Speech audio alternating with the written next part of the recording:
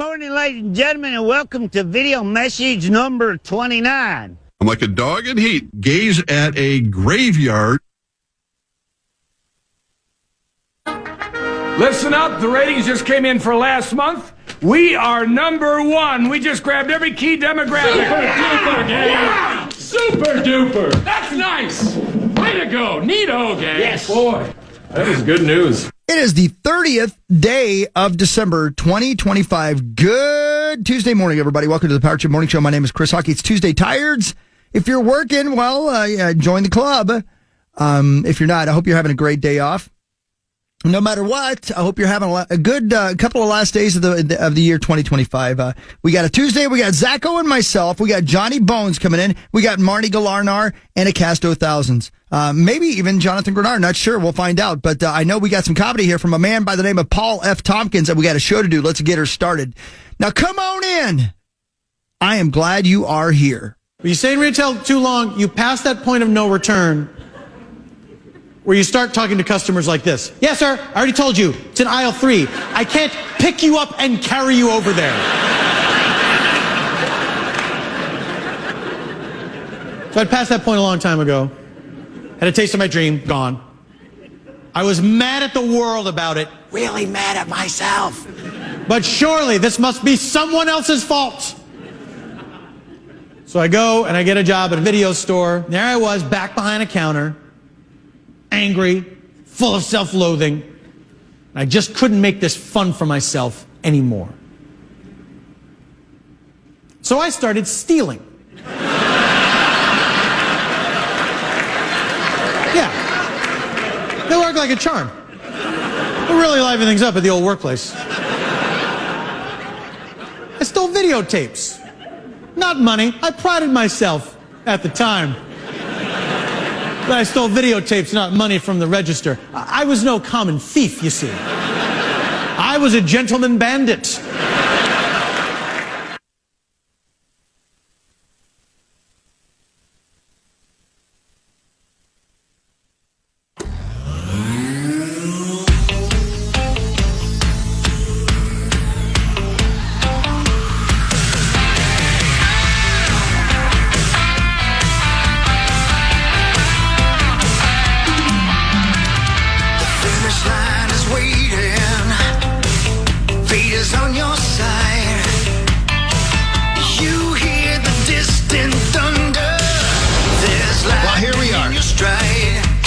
Morning show.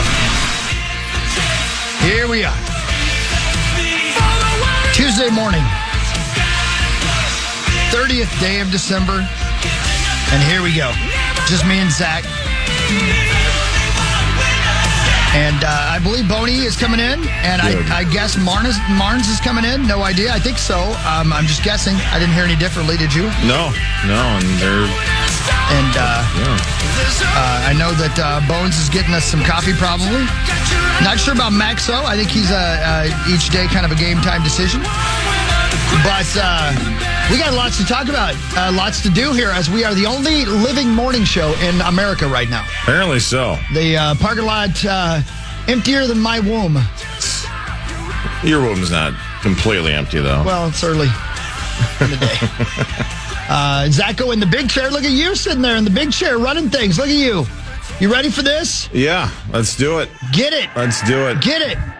My goodness. You tired? Not maybe surprisingly, no. No, really? Actually, I was able to fall asleep last night. I don't know why. It was an exciting game. I listened to almost the whole thing. Yeah, I appreciate it. Yeah, man, it was fun to listen to you two, man. That was you and Mark Parrish, and we're talking about the World Juniors. I'm going to say juniors every time because that's how Superstar used to say it. And I never knew why he said junior. I think he went to high school with a kid they all called junior. And so then every time he used the word junior, he said junior. And that's been stuck in my head the whole time. But fun to listen to you guys, man. That sounded very exciting. And when I first tuned in, we were getting our asses whipped. Yeah, it was a tough first period. But, again, working with Mark Parrish is so much fun, obviously, in the mornings. But also...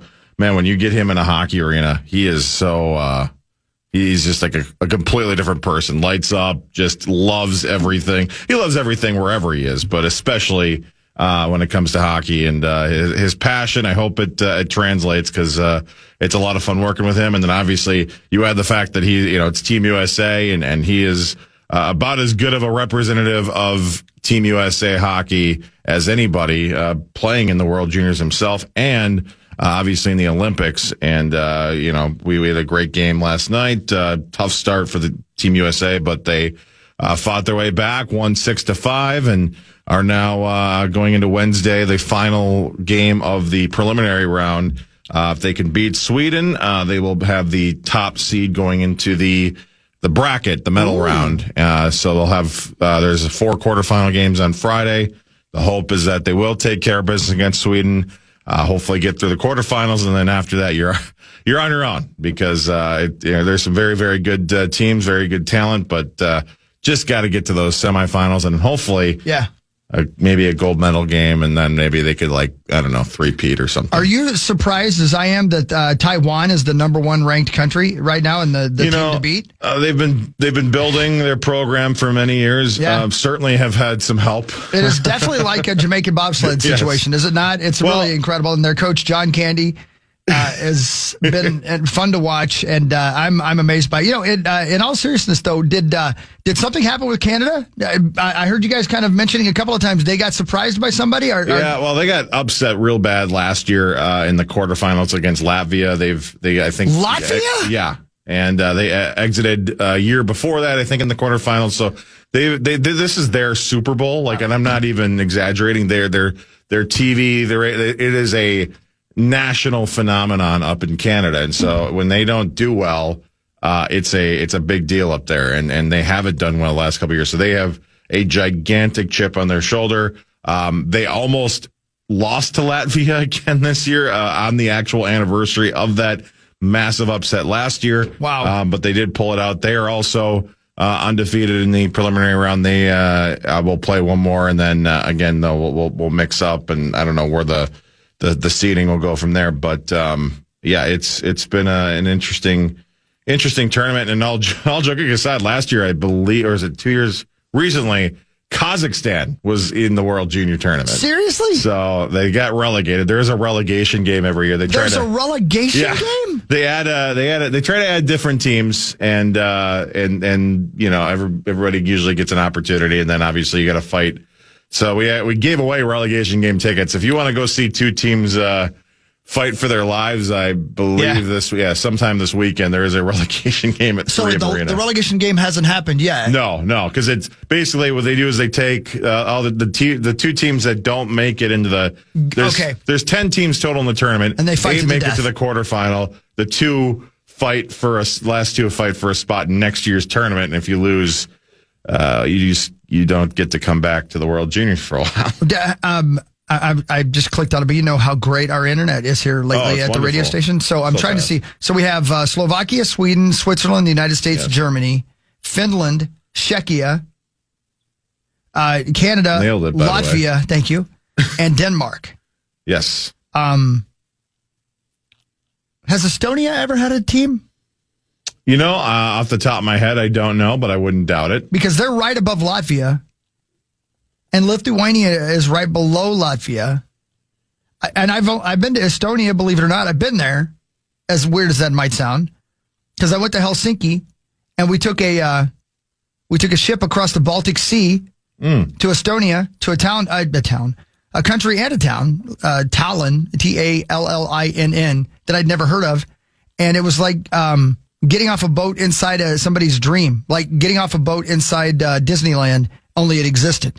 Wow. It was one of the most beautiful things I've ever seen. I'll never forget how cool that was. And Latvia being one of the Baltic states, there's 3 of them, with Estonia and Lithuania.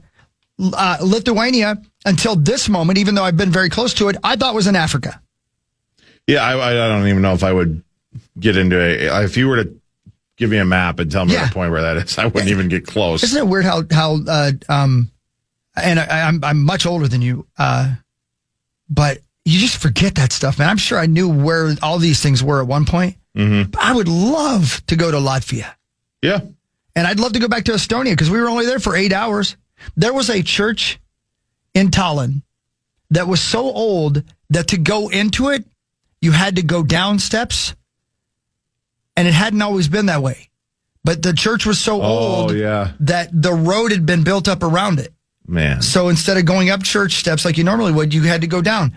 And they celebrate music in Estonia the way I would if I ran a country, because this was one of the countries that was overrun by the Communist Party of Russia, the USSR. And in order to fight back, they didn't have an army of any kind. So in order to fight back, they had a music festival where they sang songs together in protest of Russia. Like they came together as a country and created music as their only way to protest being overtaken by a country. And wow. I know. And so there's this giant amphitheater that is on the site of where all these people gathered and had this giant protest of music and love against being overtaken by a giant country they didn't want to be a part of. So that's how important music is to Estonia. So a music festival that fought the power exactly wasn't the power. Right, exactly. That's right. So, yeah. So here we are talking about Latvia. But anyway, so well done. And I sent you and Mark a text last night. In between the second and third periods when it was tied 4-4. Mm-hmm. And then right away, 17 seconds in, we score coming out in the third. Yes. And you know what's fun about hockey that is so different from what I do with the NFL? We score a touchdown, and there's a parade, and then we go to break, and people celebrate, and they do the wave, and then we come back, and they kick off. Yep. You were still announcing the goal while they were already back playing, and that's got to be tough because you have to stop your celebration and stop the description of what just happened and cut Mark off because they almost shot another goal almost immediately. Yeah. That's tough, man. Why don't they take more of a second? It's all about momentum. You can move my bag there. If you want to sit there, that works cool. Johnny Bones? Hi, John Bonus. It is funny. There's certain things that they will not let you even if we were later on in the break or later on in the period where we would normally take immediate timeout, they wouldn't have taken it because you can't do immediate timeout on icings because you can't change if you ice the puck.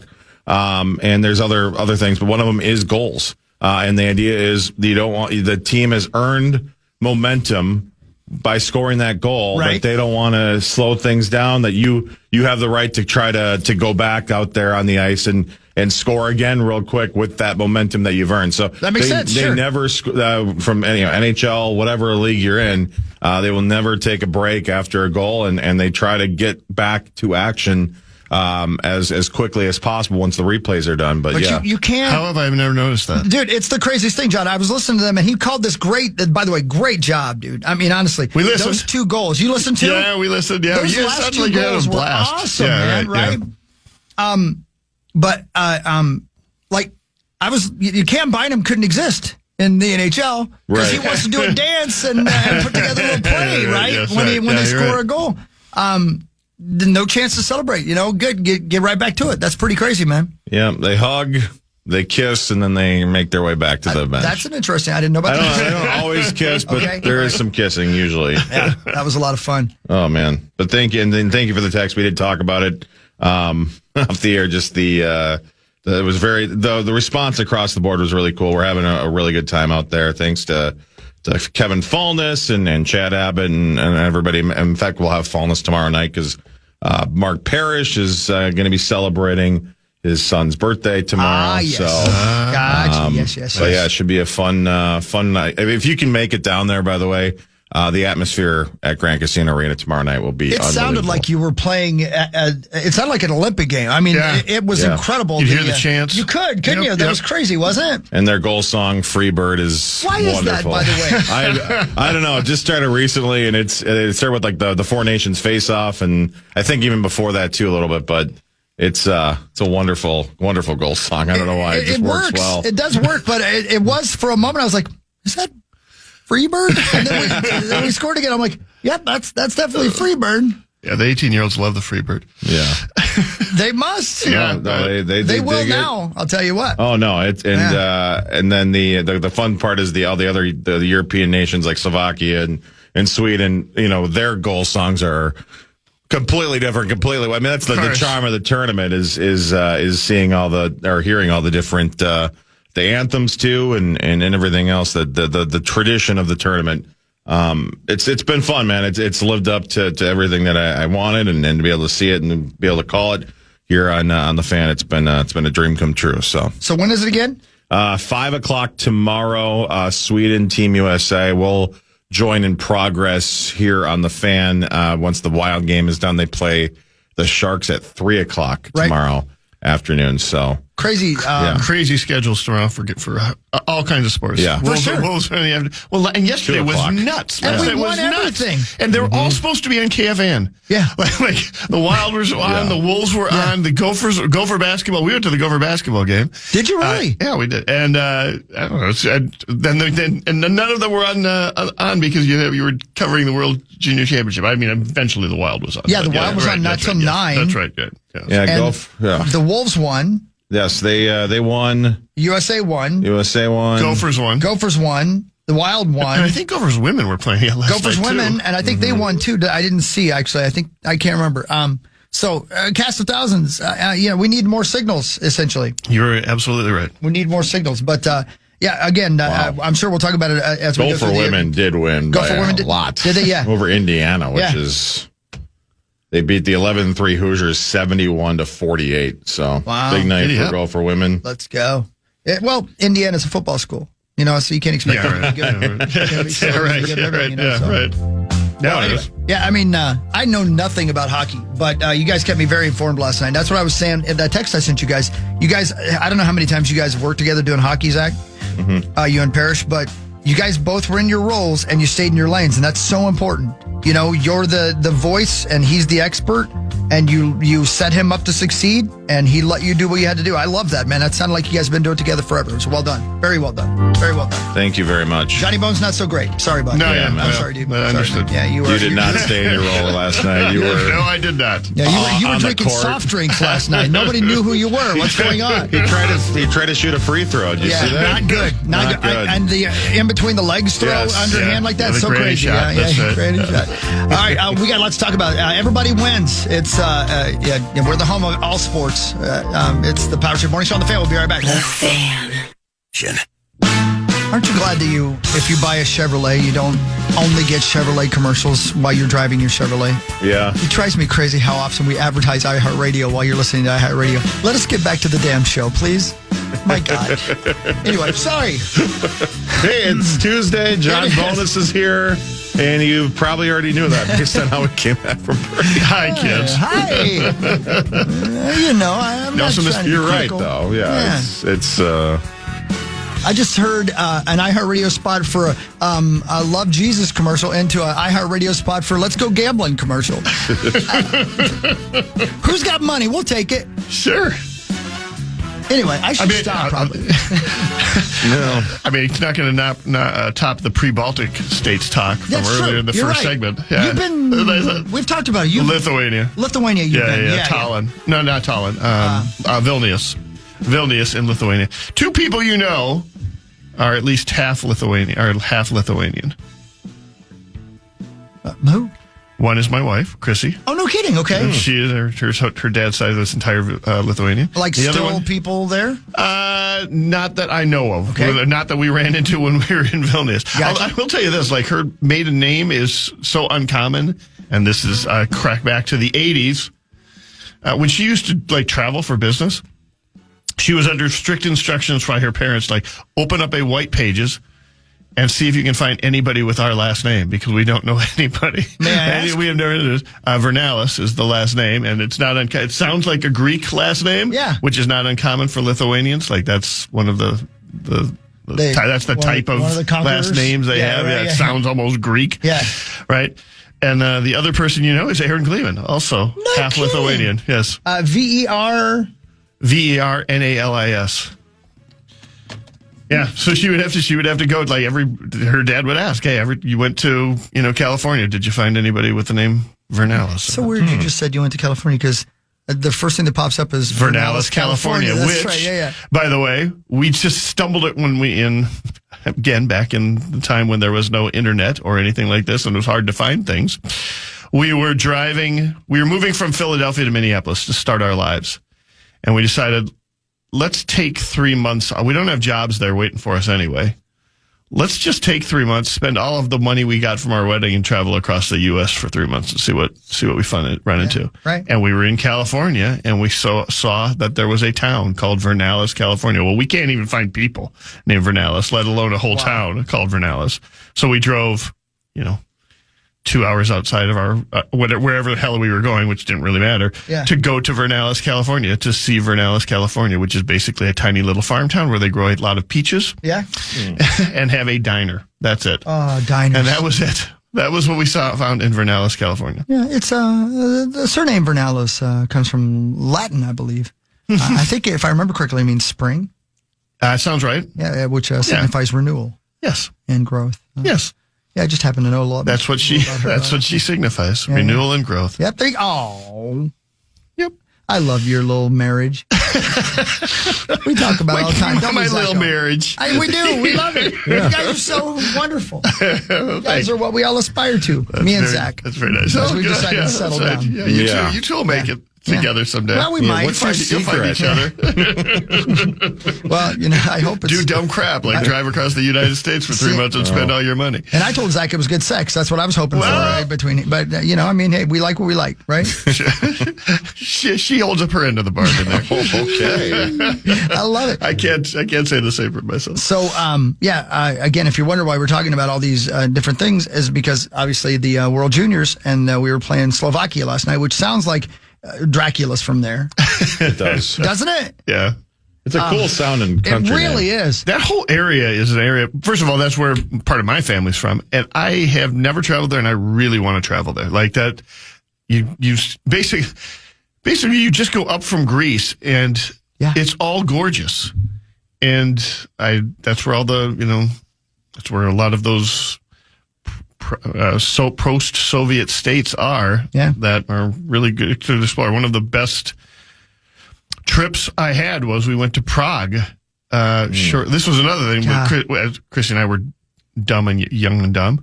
We backpacked through Europe together when we were trying to figure out. Dude. We were trying to figure out if one of us was going to move to the other one's city 1,000 miles away. Right. If it would make sense. And the test for that was we decided we would backpack through Europe for 3 weeks together and see if we could stand each other on an everyday basis enough so that one of us was willing to move to the other one's city. How'd it go? It was hit and miss, to be honest with you. I bet. I mean, it's both a magical experience, but also a real stressful one. Yeah. And the single dumbest thing I did in my entire life was, we were in Berlin. The wall had just fallen, it fallen so within 89? Well, it was early 90. It was the summer of 91. Okay, all right. So relatively just fallen. Yeah. And Prague, we ran into some people in Berlin, and they were like, "You gotta go to Prague, man! Like Prague is awesome, and it's cheap, and you guys are gonna love it. And the city's coming alive." And so we did, and we spent 3-4 days in Prague. It was fantastic. But we arrive in Prague on a train, the Eurail pass or whatever. Mm-hmm. We have no idea what we're doing. We have no idea what we're doing. We don't have cell phones. Again, this is 1991, right? Of course, man. Nobody in the world knows where we are except Border Patrol. Wow. That's it. Our parents don't have no idea where it is. That's so right? freedom, man. That's so Well, much, you would think so. Well, I know, but then you end up at a train station outside Prague, and you're like, we got to find a place to stay now in Prague. And a guy walks up to us, and he's like, would you guys like to stay at my grandmother's place in downtown Prague? Oh, my gosh, dude. It's like, and I'm like, we're kind of talking money, and it was like a total of like $3 a night or something, just something ridiculous. And we're like, sure. And we tossed both of our bags into the back of his little Czech car. Yeah. And jump in the car and are driving down the roads in we don't know where. We don't know. We don't have any idea where we're going. And I look at Chris and I go, oh, we may have just made a terrible mistake. we don't know. This is just a serial killer that hangs out at train stations waiting to take us to the next Saw episode he's making. Right. And sure enough, he took us to his grandmother's flat. We ended up staying in the second bedroom. Actually, it wasn't even, I think, the second bedroom. It was basically the living room on a pull-out couch or something like that. Unbelievable. And she did not speak a word of English. We did not speak a word of Czech. I spoke Russian, but that didn't do anybody any good. And so we hung out there for 4 days, and we had a blast in Prague, and she was the nicest person ever. She kept washing our clothes for us. It was great. Unbelievable. Dude, I've told this story before, but my friend Jill and I, Jill from Pause for Pause, when we ran the Athens Marathon in Greece, we had to come in after our group because we were with a bunch of people from Boulder Options, DT's charity, right? Right? That was how they raise funds, is they do these flyaway marathons. And so we went to Athens, Greece, and they were already there, and we needed to get from the airport to the hotel. All we had was the name of the hotel. Legitimately, this is dumb. You're so silly because the world is so year big. Is this was probably 2006. Got it. Something like that. Okay. The world is so big, and you if you've never been someplace like this, you don't know anything about anything, right? Mm-hmm. So we get off the plane, and we're in the airport, and I look around, and everything's in Greek. There's nothing in English. Nothing. No signs anywhere. Right. Even the fourth language is French. You know what I mean? Like, there's not a sign we can read in English, and almost no one speaks English. Right. And and you want to Greece, really? Right. Okay. Well, yeah. At least we didn't run into anybody right away who did. Right. And you want to take a step back as being the filthy American for a moment and say, I now have sympathy for people who come here and have no idea what the signs say or look confused when they're driving down the road. Right. Right. That's where you get a little sympathy, is when you're that person yourself. Mm-hmm. Oh, yeah. So we get on the subway by complete luck, a train, thinking, okay, well, this is probably going downtown. I can't believe we did this. I wasn't a child. You know what I mean? But so we get, we're just by guessing. Anybody who's traveled in a foreign country where you've all done, trying to figure out public transportation is so brave. but what's her face who says, I depend on the kindness of strangers? Right. You were able to do that, and it worked out. Same for Jill and I, because we literally, man, we could have gotten on a train going right or going left, and we chose the one going left. It never happened to be the right one. Oh, wow. Good for you. Luckily, because who knows where we'd ended up. Right. So we end up getting into Athens, which is a hellhole, by the way. It couldn't be more dangerous. Really? Oh, my gosh. Couldn't be more dangerous. And we don't know there's no giant, hey, this is the place to get off, guys. This is downtown. We just got off at a random stop that looked like there were a lot of people around. Wow. Right. It was beautiful. So we get off, we got our bags. 2 people speak no language anybody else speaks. Going in, we don't know where we don't have a map. This sounds ridiculous, but it's true. And so we're walking with our bags down a city street. I don't remember why we chose to go this direction. We were literally thinking, hey, I bet we walk right in front of our hotel. Yeah, right, exactly. Yeah. It's a giant city. Right, yes. And it's starting, the sun's going down. It's still daylight, but the sun's going down. And we're in Athens, Greece, and you just can't believe it, right? So we're just wandering along, again, I guess, just thinking we'll eventually come across our hotel. And a gentleman comes out of his shop, and he's closing the door. It's a jewelry store. Uh-huh. And a gentleman walks out, and I remember, I can see it like it's happening in front of me right now. Big beard, big dude walks out, and he turns around with his keys to lock the door of his shop. And he goes, and he looks at us, he goes, my friends, where are you going? He spoke English, right? Uh-huh. And we're like, well, we're trying to find our hotel. And he goes, you're not going the right way. You do not want to go that way. And he walked us, I kid you not. Wow. 50 minutes across town to our hotel. Wow. Yeah. Wow. Walked us to our hotel. And if we had kept going that way we were going with our bags. Right. Yeah, exactly. We'd have probably been in trouble. He wouldn't take a dime. He talked to us. It was the sweetest thing, depending on the kindness of strangers, right? Yep. And we get to our hotel, and then later Jill's mom and dad flew in, and they went back to his shop and bought some jewelry just as a thank you and such like that. But that's funny. But again, depending on the kindness of strangers, and just being so silly to think, yeah, sure, we'll just go this way. I'm sure we'll run into a hotel. Exactly right. No, I mean, you do dumb things. Yeah, but that's a hell of an adventure. I would never have guessed I'd be telling that story 30 years later or whatever, 20 years later. Yeah. At the we traveled internationally, like I said, when we backpacked across Europe back in 1990, right? And then the next time I traveled internationally was basically I went when you guys went to Dublin. Yeah.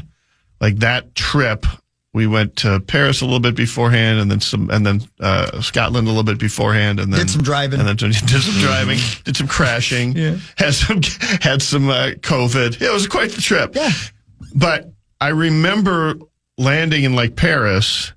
I remember being nervous because I was kind of like I'd kind of forgotten how terrible it was. I mean, not terrible, but what a challenge it was to travel. Oh, it's kind of frightening, but. It's so much easier now than it was in 1990. I can't even imagine. I mean, even from where you were in 2006, like just having a Google Maps in your pocket at all times is unbelievable. Completely. And not to mention, like, so many more people speak English than did 35 years ago in Europe. And right? Google 20 Translate. years ago. And Google Translate takes care of everything else. Yeah. Right, yeah. Like, you can just take a picture of things and it translates the sign for you. It is night and day. I mean, you know exactly where hotels are. It's easy to reserve a hotel. It's easy to change your travel plans, to go to a different city, to jump on a flight. All that stuff is in your, I mean, well, it used to be where if we get separated, like one of the things you figured out when you got to a city is like, if we get separated, we're meeting here at noon on Tuesday. Right. Like, that's how we're going to find each other in this city. That's so... Because we don't have a place yet to go. So if we get separated, before we get a place, this is where we're going to meet. That's more of a foreign thing concept to me than any foreign land, honestly, is that idea of, like... I guess I hope that we rendezvous at this time. Yeah, we'll meet back at the train station. And in fact, I think they even used to have, like, a spot at the train station where you could leave notes for people. No kidding. Yeah, Wow. like you would just leave a note like, "Hey, I found a place to stay, Jim." You know? Yeah, but I will say real quick on this, one thing that Google Maps can't do and all the phones can't do is, this is going to sound stupid, but teach you how to board a train. And even that was a foreign concept a year ago. And how quickly they stop. Yep. You don't have any time to hesitate. Yeah, that's right. You have to get on. And I imagine, you didn't really have time to think. It was left to right, go. Yes, we're going left. Yeah, that's the truth, man. Yeah, that's right. Crazy. The world is enormous and so much fun and kind of scary, but, you got one little life. You might as well go see as much as you can, right? Yep. We'll be right back. We'll talk more about everything, essentially. Everybody won. If you're wondering how your sports team did, they probably won. We'll be right back. Patrick Mercer Fan. The Fan. We have your shot at tickets to this weekend's border battle all week long by showing us your purple presets at KFAN as a preset on the iHeartRadio app. Screenshot it and post it with hashtag KFAN purple preset to your social media, and make sure to follow and take KFAN as well. Winners will be DM'd this Friday. Get the full rules to KFAN.com, keyword contest. What do I win by doing that? Tickets. Packers tickets, baby. No kidding. Giddy up. Yeah, right. I know. Just show your purple preset. All right. Show us all. I can do that. If there's and you know what, let's do this. I want to get back to the travel thing in a minute because I want to find out, like, if there's, we had an interesting discussion this weekend. Our guy, Michael Kinney, is on an African safari, I think right now still with his family, because he's taking a group tour with Defined Destinations on an African safari. So he goes and checks it out and gets everything all set, And I was talking to the guys in the band about this, Alex and everybody, the Chrisaki Band people this weekend. And I have to, and it's, I think, I had to think this through. Why is it that has no appeal to me? Right. And I think it's the heat. Yeah. I do not do well with heat. I never have. That's part of the reason I grew up in Indiana, moved to Virginia, and hated the heat so much that I moved to Minnesota. All right. Well, that'll do it. Yeah, right. I'm telling you, working construction for a couple of years in Virginia. Man. Yeah. Holy moly. Yeah, I never worked a real job another day after that, by the way. But I think that's part of it. But I mean, I can't imagine. I guess I would get there and just be blown away by it and think it was. But all I picture is heat and a lot of bugs. Yeah. And I don't like either of those. Right. Yes, right. Yes. I would rather go to Oslo or Scotland or someplace and have to bundle up. You know what I mean? I don't know. Hey, speaking perfect. of You go travel. over there, man. Okay. Go over there. We're talking travel. First, we're going to talk sports, then we'll talk more travel. But Time now for Front Page Sports, presented by Holiday Station Stores. Yeah, holiday. I don't have anything to say other than just go there and get all the great stuff, and the pop that is Red good. Bull. They got that Red Bull that everybody's loving right now. The Red Bull. And that has the crazy flavor names. And, they got that. They get whatever you want. They got it. So go get it, and we thank you, Holiday. We mentioned all morning. It was just a great night for Minnesota sports last night. Lots of victories. We'll start with the Timberwolves. They had a slow start, but they bounced back, and then they ended up crushing the Chicago Bulls 136-101 out at United Center. Naz Reid led the Wolves with 33 points off the bench. Anthony Edwards had 23. Julius Randle had 17. 6 players total were in double digits for the Wolves, and they now are 21-12. They continue the road trip tomorrow in Atlanta, a 2:00 tip-off on the iHeartRadio Minnesota Timberwolves channel against the Hawks before they'll take a stop in Miami and Washington, D.C. this weekend. Did you have an appearance somewhere last night, Maxo? I did. Wolves? Yeah, how was it? I had a Wolves watch party at Casper's. Not gonna lie, very fitting name for last night. It was a ghost town. Yeah. It was Monday. That's not what I thought he meant. Oh yeah, no. There was like nobody up in there. But it was a lot of fun, man. And even when there's only a handful of people that show up, it's still people that genuinely want to be there and like hang out with me. So that really touches the soul, man, for real. Man. The roads were still treacherous. Yeah, they were awful. That's what I'm saying to save my ego. It was it was a lot of fun still. I'm betting there were more people there than there were at the Gopher basketball game. It is Christmas break. Oh, yeah. For the students. Oh, yeah, so there's for sure. no students around. How many? It was incredibly cold. It's hard to find parking. It was. I love going to Williams Arena. Love that place. But yeah, it was pretty bleak yesterday. And they were playing Farley Dickinson. Yeah. Which is, I think, in the Ken Palm ratings, like out of 350, 3 teams or something, they're like 338. Oh, okay. Right. So. Yeah. No, I mean, how many cars did you guys see yesterday that were stuck trying to go up a hill? Right. Yeah. I mean, in the middle of 100, right down in the middle of 100. I will just warn people who are hitting the roads right now. It is still icy, like that. icy as hell out. A lot of the side streets are still really and it'll icy. happen when you don't It's a expect little it. sliding. So don't do 120. But by the same token, don't do 20 either. Just be cool. You know what I mean? Just be cool. Happy medium. Yeah, right. Like down here at 162. If you're going, let's say you're going towards Bloomington on Highway 100. Okay, y'all know where I'm at. Mm-hmm. You get to 62. There's kind of a little upgrade there. Yeah. There was a semi stuck. And couldn't get up that grade. And that's not, that's not much of a grade. And it was just sitting there, and the wheels spinning. It couldn't, and so it's in the middle of Highway 100. My God. And it couldn't move. And then behind it was a guy in a Mustang, rear wheel drive, who, because the semi got stuck, he was stuck too. He couldn't get up the hill. Right. And what are you going to do? Get out and push him? We're in the middle of Highway 100. There's people going 120 to your left. Right. Be careful, everybody. Yeah, there was hundreds of crashes. Hundreds of crashes that were reported yesterday. Is what everybody needs to go the speed of traffic. Yeah, go the speed of traffic. Do your best and be careful, y'all. Especially like, don't you love when you're cruising along and and you're like, the roads ain't so bad, and you go under an overpass and suddenly you're sideways. Yeah, right. And there's 50 cars around you. Yes. Just be careful, man. That's gonna happen to all of y'all. Be careful. Be careful. Go ahead. The Wild, they also won last night, 5-2 final at the T-Mobile Arena in Las Vegas. The Wild beat the Golden Knights 5-2. Marcus Johansson scored on his first shot of the hockey, and that was just 26 seconds in to give Minnesota an early lead. Matt Boldy added one as well. 3 more goals in the second from Spurgeon, Favor, and Eriksson Ek. And Marcus Johansson, by the way, just playing phenomenal hockey as of late. The Wild now a 2-0 record on this 7-game road trip, which continues tomorrow for a New Year's Eve tilt against the San Jose Sharks. That puck drop will be at 3:00 right here on The Fan. Is Vegas any good this year? Yeah, I mean, they're they to their credit, they had some big injuries last night, and then they also lost Hurdle early in the game because he checked Ryan Hartman from behind and hurt him a bit into the boards, and they kicked him out of the game. Threw him out. That's a good team still. Probably wasn't their best showing, but regardless, another big win for Minnesota, and they should hopefully continue that against the Sharks, who are still rebuilding. They're going to get there. The Sharks are going to be really, really good. But haven't they been rebuilding for like 20 years since they left Minnesota? No, the Sharks. I suppose they did, didn't they? Yeah, about half that team went. But now they got Macklin, Celebrini, and Will Smith, and all that, and they're amazing. Wow, so. I knew he wasn't getting a lot of acting roles. Yeah, I know. Yeah. They're trying. It's like a documentary now, right? Hockey's a good way to get his aggression. He started fighting on a big stage, and now he's just wanting to do that more. Yeah, hated by Chris Rock. You know what I mean? Just you pick who you gonna slap. Hey, real quick.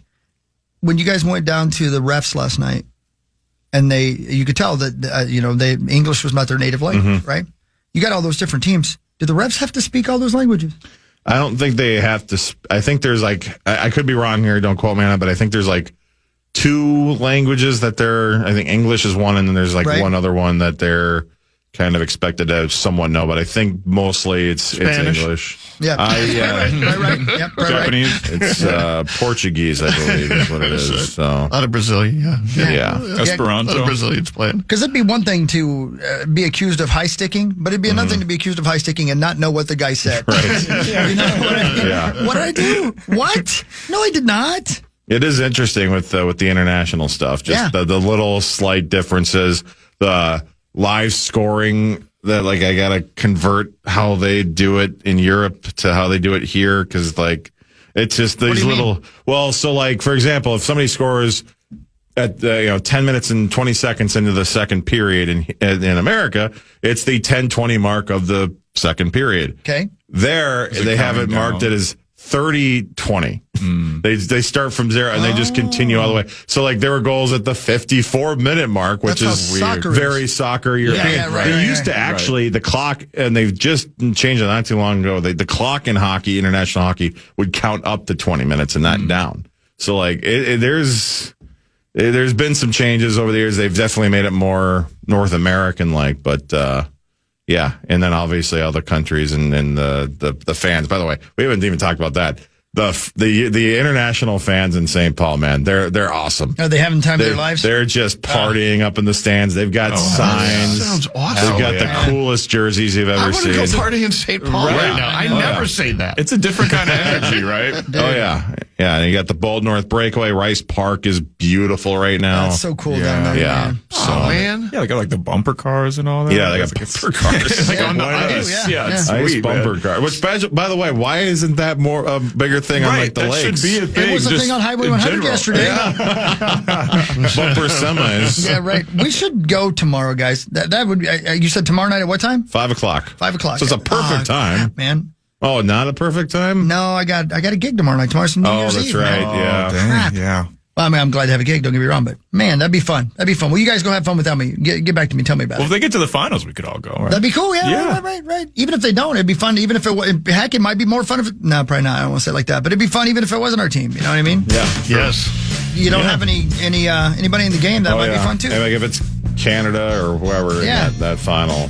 I mean, regardless, it's some of the plays you see, because these are the best hockey players under the age of 20 in the world, and they're making some spectacular plays that. I mean, you probably heard it. We're going whoa up there. Absolutely, yeah. When Mark does that, you're like, okay, well, that man. Mark's seen a few hockey games, right? Hockey matches, hockey square offs, games. Yeah, okay, cool. All right, listen.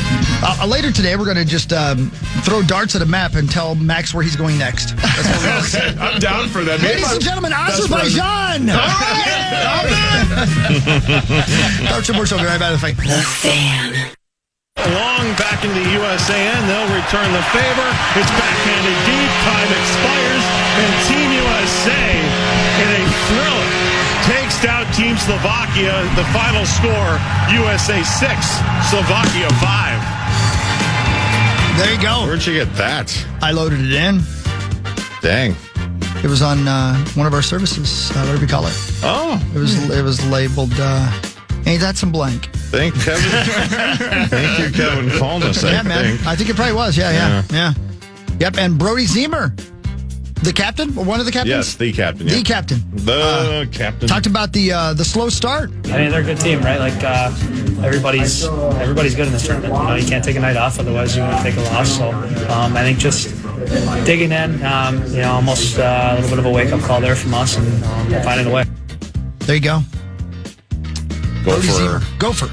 Hockey player, and he's good. He's good. There's a lot of good players from the Gophers on there, from Boston. It's fun. Mm-hmm. That's Maxo. That's Zaxo. That's Johnny Bones. Hi, kids. And here we are, the Power Trip Morning Show, minus Dad and Mom. Is Sauce our mom? He's kind of I kind of am the mom. Isn't he like the weird uncle? Yeah. Yeah, he's the cool. weird. Yes, oh, yeah, cool he's the weird uncle. Hands above the table. Yeah. Sticky magazine pile. That's right. Yeah. Please don't drink straight out of the carton. That's right. They don't play video games. Randy Quaid. Yeah, he's Randy Quaid in Christmas yeah. Vacation. You know who else he is? He's the. Has anybody seen my wallet? Yeah. I'm kidding, Saucy. You're not a thief. No. You stole my heart, though, and we miss you. So anyway, there you go. That's and we think Mars is coming in. Unless she's in Houston. I don't. Yeah, I think she'll be here. Okay. There's a reason I say unless she's in Houston. Yeah, why? We'll do that during. That's what really matters. Right? What really matters. All right. Oh my goodness. Yeah. Right. So give me a sport we haven't talked about yet. Give me a score. The National Football League. There you go. That's it. Hey. Been there. We'll start with last night. What a game between the Falcons How does that happen? and the Rams. And somehow, someway, the Falcons found their way to a 27-24 victory out in Atlanta. Bijan Robinson accounted for 229 yards of offense, scored a receiving touchdown, and probably won a lot of fantasy football championships. Yes, he did. Falcons improved to 7-9, myself included. Rams locked into a wild card, NFC wild card at 11-5. Week 18 kicks off with a Saturday doubleheader. The Buccaneers host the Panthers in a NFC South battle before the Seahawks visit the 49ers for the NFC West crown and the 1 seed throughout the playoffs. But what really matters is this. And we will, a little bit later, go through the entire playoff situation right now in the NFL. Because it's pretty fascinating. It's going to be really good. It really is great last weekend. It's so unpredictable, It man. is. Every game is unpredictable. Even the games that didn't matter this past weekend were pretty much good. Right. If the team cared at all, and that's not easy, but if the team cared at all, it was fun to watch this weekend. Like your Vikings. I mean, we've been out of it for weeks, and we're 4-0 in the last 4 games. Which is crazy that we're out of it with our record. That we've been out of it. And how good this defense is. And I think it was Bring the News who came out with an article yesterday talking about how if the NFL was more like the NBA, where you just took the top 8 teams or top whatever based on record and had nothing to do with division, the Vikings would still be playing for a playoff spot this weekend. Yeah. And I looked at the way it was. I'm like, that would be fun going into this week with multiple teams vying for a spot as opposed to, it's cool still to have these two matchups, but man, how cool would it be to be scoreboard watching with the Carolina Panthers? It would be cool, but it depends on who your quarterback is. JJ McCarthy's progressing. Swelling in that hand has come down a little bit, and really it's just going to be about working through it this week and seeing what his grip strength is like, and if he can possibly give it a go this week. That will be something I'll keep you guys posted on. So there you go. We don't know for sure yet. We'll find out more. You'll hear about it here. But, if Max is your quarterback again, it would be great. Is he the quarterback again? That's a great question. He's the host of the afternoon show. Yeah, busy that day. So who will it be if it's not J.J. Mack? We're going to get Max ready to go, and I think John Wolford's a guy that, he's been a snap away, here last week and has experience in the system, and we were really fortunate to be able to bring Brett Rippin back as well. So I'm kind of looking at it from a standpoint of let's see where JJ's at and then get Max ready to go, but at the same time, we want to make sure we have all those guys prepared. So if we were still alive for the playoffs, I was just saying, it's exciting we have the defense we have. Oh, my God. We had 3 passing yards last week. I know. 3. And I believe it was the last play. It was. We went above It was. negative. Yeah. We were we were in the stands actively watching to see us when we broke 0. We broke 0 sometime in the third quarter. And then immediately fell back down beneath it again. Yeah, so and then broke it again on the last play. You were at US Bank as well? Yes. How great was the Harrison Smith moment? It was very cool. It was emotional. It was very really cool. Was, man. And the Snoop Dogg halftime show was fantastic. So good. I heard it was Super Bowl level seeing it in person. It was awesome watching it on TV. It was Super Bowl level. Yeah. The sound was fantastic. Saw the Stones there, saw Metallica there. I've not heard sound that good in that stadium. Yeah, well, and it was a halftime show. It was not good in our area. Oh, really? Yeah, over at the end zone was not fantastic. Where we were at, man, it was fantastic. Yeah. I had no idea who they were, but right, that's right. Yeah, that's right. Yeah. So here's what really matters, and this will probably be the other one I get to in this segment because there's some serious things afoot down in Houston right now. Oh, there. People in Houston are continuing to share their concerns over a serial killer being on the loose. Oh boy! With more bodies being found in lakes and rivers. Yikes. 3 bodies were discovered in 2 Texan bayous last Monday, December 22nd, which brings the total to 34. What? 34? They think it's all the same dude? Nice job keeping the coverage on this, keeping the lid on this coverage. At what point did they decide we needed to know? 34? 2 of the bodies were reportedly found at 9:30 a.m. local time in Buffalo Bayou and Braze Bayou. Rumors of a serial killer have continued to spread after 7 bodies were found in less than a month between September and October. The math isn't mathing. I think there's a serial killer. A visitor told ABC. I don't know why they quoted a visitor. I thought that was somebody. They'll just quote John Bonus on the street.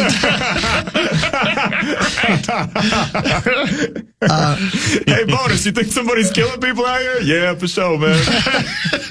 Math isn't mathing. John, don't use that accent, please. Despite concerns, law enforcement has continued to debunk the serial killer claims. Just happens they found 34 bodies. Come on, man. For us as an bad agency, swimmers out there. I guess. For us as an agency, rumors stir fear and anxiety in our communities. Well, don't you want people to be on the lookout? Said Houston Police Chief Noe Diaz. Experts also reminded locals that 35 bodies were recovered from the bayous last year, so this year's number shouldn't be a surprise. Listen, y'all, we didn't catch him last year, so why are you surprised? Yeah.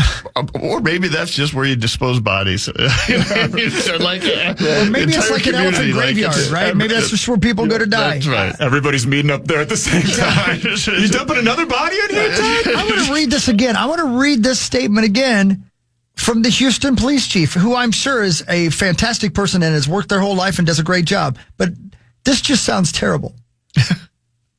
They reminded locals that 35 bodies were recovered from the bayous last year, so this number shouldn't be a surprise. What? Sir. That's actually in the news story. I mean, from his or her standpoint, it's like, this is the job, gang. Like we just find bodies in the bayou. That's what we do. NBD. Right. Yeah, who cares? You guys are overreacting. University of Houston criminal justice professor Krista Gehring said, because a lot of people think, oh, they're in the bayou, they're dumping the body to get rid of the evidence, because that's what we see in TV shows, that the water will wash away the evidence. People could have just had an accident. Could have washed away the evidence, but people could have just had an accident. People could have done this to themselves, or people could have been intoxicated. That sounds like something I would say if I couldn't solve the crime either. Yeah, right. Like if I had a mad party to go to and I just wanted to get out of there, I'd say, yeah, people probably just did it to themselves. I tell the citizens of Houston, we have a relatively safe city for the most part. I mean, it's probably true. Like, there's 4 million people living in Houston, or in the metro area of Houston, and 34 of them are dead now. I think that would be a great slogan for their city sign. A relatively safely city for the most part. Right. Except for the Bayou part. Man. But it's like any other I big would city. recommend to people stay away from the bayou. Yeah, right. It's very dangerous there. Listen, and it's just hot. I can't believe the story I'm reading. Listen to this. Up until last year, the number of bodies found in the bayous was declining. Heading into 2020, why are they finding bodies there? Reports suggest that the leading proven cause has been drowning. Pools weren't open, so people were accessing all kinds of other water during COVID. I know at that time, I lived in Austin, and we were seeing people getting in the lake, and people that didn't have the skills or ability to swim in open water. Yeah, I can see that. Water is inherently dangerous. Thank you. So if we encourage people to talk about water safety and talk about things we can do to prevent drowning, I think we can change our culture. At least 17 deaths since 2017 have been attributed to drugs and alcohol, 11 heart issues, and 7 to car accidents. The cause of death of 68 victims, however, remains undetermined. Pretty normal. I'm going to say that one again. 68. The cause of death of 68 of the victims remains undetermined as of early December. But don't worry, guys. It happens every year. Can they undetermine just one more? Just for the bit. Just for you. I mean, apparently the strategy of dumping a body in the bayou so they don't know how you killed them. Yeah. Is a pretty effective one. Pretty effective, yeah. They're basically doing advertisements for killers. And, it's like, hey, just come out and stop by the body. We won't do anything about it. Right. Now, when I saw this article last night, it gave me the thought with Netflix and all these docuseries on serial killers, there's got to be way more now. Right. You would think, right? Because if you're nuts and you want to kill people and you want to be famous, now's your time. Yeah. Right? Like, if they find out one so much person, more appealing right now than it used to be. Yeah. This could be somebody who's like, come on, man. I threw him in the bayou. I'm waiting to be found out. I'm the bayou killer. Wrapped him in plastic so you could determine the method of killing. He already had his Bayou Bob merch made. Exactly. I mean, if you want to be famous, and there are people who do want to be famous, you know, like, right, they want to be, they're going to be famous. This person, if it finds out that this person's killed 34 people, they're going to be famous. For sure. There'll be a Netflix documentary and a movie made about him by 2027. Yeah. And Top of the world, Mom. an iHeartRadio podcast. There's definitely already one about that. For sure. Bayou Bob. Tune into the iHeartRadio, hosted by Sharpton Johnson. Sharpton Johnson. Is that hyphenated? And Sterling Sharp. I don't know why, but Sterling Sharp is hosting it as well for some reason. And what's the guy's name? What the hell's the guy's name who hosts everything for iHeart? What the hell's the guy's name? Ryan Seacrest. I said Sharpton Johnson. Ryan Seacrest, Sharpton Johnson, and Sterling Sharp. I mean, what a lineup. Into a bar. Well, only one of them's walking out because Bayou Bob's killing 2 of them. And I'd like to choose which 2, Bob. So anyway, don't go to Houston, Marnie. And be careful driving if you're on your way in. We want to see your face. Marnie's on her way in. Can we confirm that? No. I didn't text her. I should have. But you know what? I figured it would be... I feel like she would have let us know and made it clear that I was about to say it'd be insulting to ask her if she was coming in, but I did text my main man, John Bonus. But you like insulting John. And he likes it too. Yeah. It's That's the key part. Yeah, that's it. Right. Patrick Moore Show will be back with What Really Matters, more of that, and much, much more on the jazzy episode of the Patrick Moore Show on The Fan. Yeah. The Fan. Human. Before the ball drops, drop your take. My what now? Your take. Oh. It's a purple Talkback Tuesday on KFAN. Just open the iHeartRadio app, hit the red mic, and in 30 seconds or less, tell us your favorite Vikings moment from 2025. Winners all day, KFAN.com, keyword contest for more information. Good luck narrowing it down. Mine might be the Snoop Dogg app tonight show. That's fine. Honestly. Yeah. Man, it goes by so quickly, doesn't it? It really does. It's too quickly. A minute ago, we Not were quickly enough, actually, this year. Yeah, there's something to be said about that. It did feel a little slower this year. The last couple of years, it was like, wow, it's going by so fast. So in the middle of the season, I was like, oh, okay. Hey, is it a bad sign when the lady doing traffic is listening to sweet jams while she's doing traffic? I had to look because when we were doing, it's not going to play now. It's being reloaded. While I was running traffic over here, you guys were over there talking, and I was listening. And I heard, and she was going, and right now we got crash. And in the background, I heard,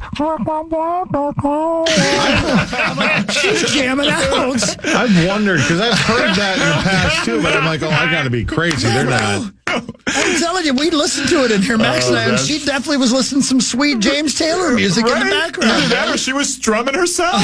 I don't mean a euphemism. I was going to say, she might have been strumming herself. James Taylor makes me whatever you want to do, man. That's right. You listen to music, you might as well be enjoying yourself. That's right, Paul. That's right. I mean, Hawk, you're guilty of it sometimes. I believe it, brother. You do the buzzing sound. Sometimes you got to do what you got to do. Well, I mean, it's just my lightsaber. Who'd you give the remote to? Anybody but Tommy. I made that mistake one time. That's exactly right, DT. Oh, that's exactly right.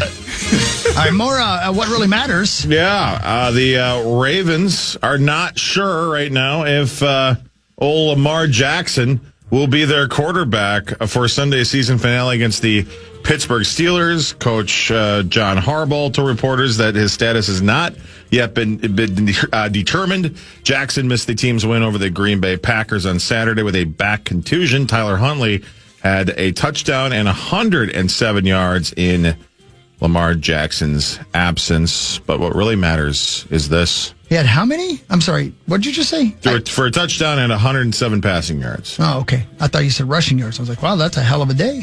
Would be pretty good for a quarterback. Feels like it's almost over for Lamar and the Ravens. It does. It feels like it's pretty close to that becoming a divorce. You know, just like we always talk about, man, it all comes around. The Chiefs aren't going to be in the playoffs this year. Right. You know? No Lions. Man, the Ravens have come back from a real big hole that they dug themselves. Because and now, and the Steelers helped them out last week with the couldn't beat the crap Browns. in the bed versus the Browns. They've got a shot at sneaking in here. I would love to see them knock out the Steelers. I don't know. Is Shadur going to be a real NFL quarterback? I think the jury's still out, but I think that's better than what most people thought. Yeah. I think most people thought if he had started this many games by now that we would definitively say no, he's not an NFL quarterback. But I think that's a pretty good sign for him that the jury's still out. He hasn't gone undefeated and played perfectly his entire first season, so obviously they got to be looking at somebody else right now. Oh, I see what you're saying. I see what you're doing. Here's what really matters. On this date, which is, by the way, the 30th day of December. Yes. On this date in 1916, Grigory Isaimovich Rasputin. Yes. Russia's greatest love machine, right? That's right. He was murdered. His penis, by the way, is in a jar somewhere. Have you ever seen that? What? No. I'm serious. That's the truth, man. I believe you. Look it up right now. It's huge. Nope. All right, I guess it is your choice. I don't know why I had to demand that. You did say right now, too. You didn't just say look it up later on. Yeah. It's my thing to watch people look at his penis. That's my thing. At this point, it's the only way I can get an erection is to watch other people look at his penis. But it was just such a stark difference from normally who saw sitting in that scene would be like, oh, yeah, he's got a huge crank. Yeah, like he would have looked it up. And Bonus just, nope. Yep.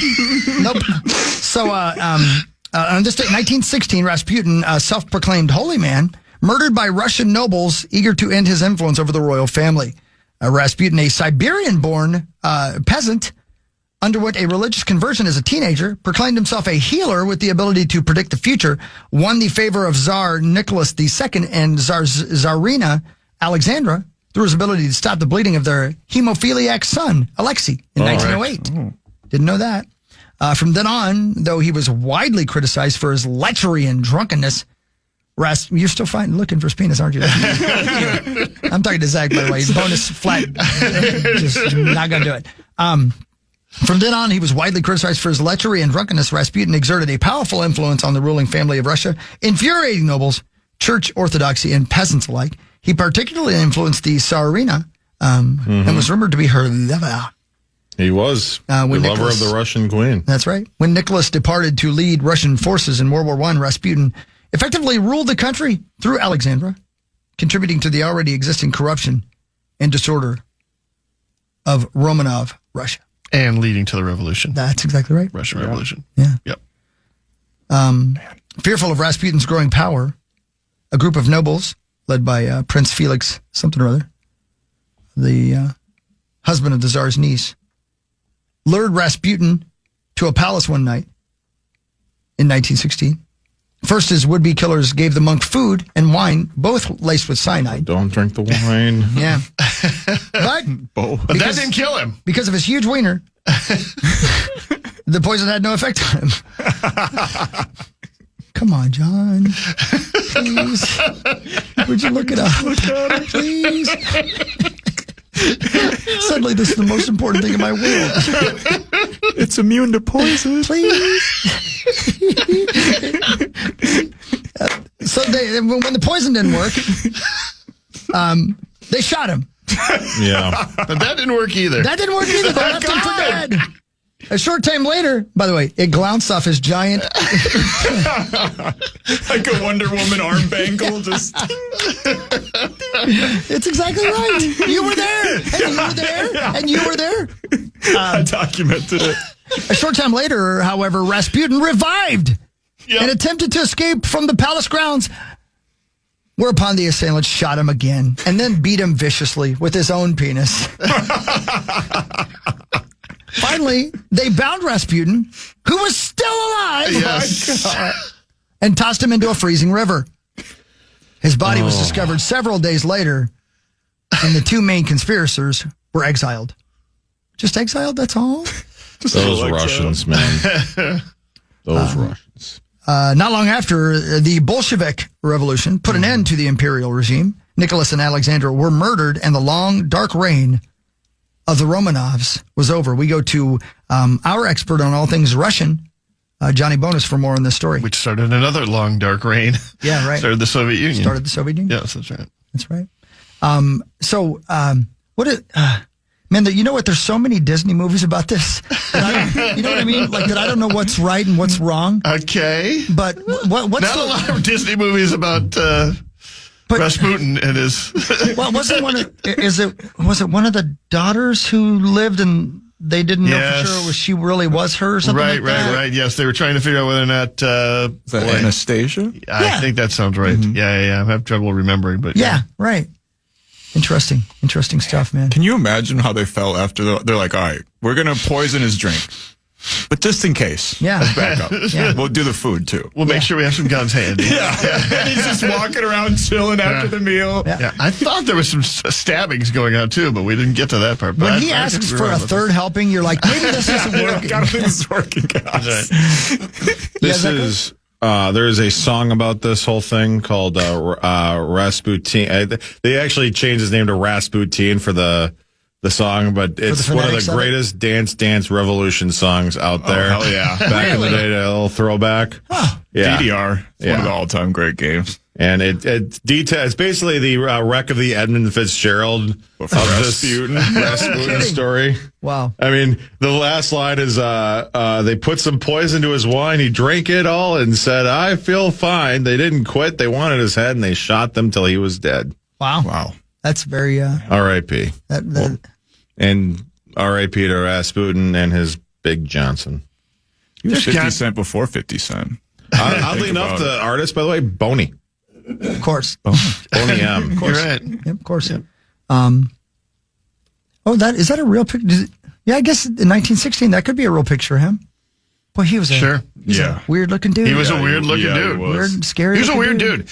I can't believe we haven't seen a good movie about him. He just seems so... He was punk rock before punk rock. I think it's called Raspy Does Russia. I've seen it. While these... all right, here's an entire story about his penis. Do you guys want to hear it? I do. Yeah, me too. I really do. Nope. By the way, just want to hit record for best of? While the circumstances of his death and the fate of his penis remain a subject of debate. God, I hope there's an article written about me like this someday. I hope my future biography is called The Fate of the Penis.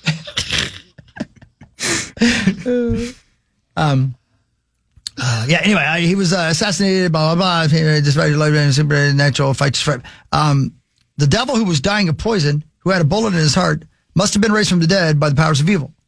There was something appalling and monstrous about his refusal to die. While Rasputin ultimately died by drowning, the fate of his dong remained in flux. First reports of the fate of the infamous member came in the 1920s when a group of Russian immigrants who were living in France claimed to be in possession of it. How does that come up in conversation? Come on in. Have I shown you? Kept as a religious relic of sorts. Legend has it that the severed member had the power to grant fertility. When word got back to his daughter, I didn't know he had kids. Oh, you know he did. You have a show tomorrow night, right? Here's a Hawk. Yeah, I do. Yeah. So you're gonna. I was just gonna say severed members playing the Palace, and they're very good. Here's a weird sentence. When word got back to Rasputin's daughter, she took possession of it, denounced the people and their practices, and kept it. Mm-hmm. In 1994, an American collector named Michael Augustine claimed he had it in a jar by the way of late Maria Rasputin's estate sale. Oh, yeah. And next item up for bring it over here. Anybody want my dad's The grotesque object. Oh, don't call it. It was later determined to be nothing more than a dried up sea cucumber. Look at that. That's not a penis. That's a dried up sea cucumber. The sea cucumber. Which I guess that's what happened. You know, by collector guy was Christie's auction house. Yeah, there you go. It sure looks like a Youngson to me. I prefer to believe it is. Yeah. Shoot, man. Everything I'd ever known about my childhood now feels like a lie. That's crazy. Imagine, still, that's how legendary as Johnson was, that it was believable for like almost 100 years that a dried up cucumber well, listen was to a this, stank. Maxo. As of 2004, there was a member sitting in the Museum of Russian Erotica in St. Petersburg. St. Petersburg. St. Petersburg. Petersburg. That's the After Hours Museum. That's my homeland. That allegedly belonged to Rasputin.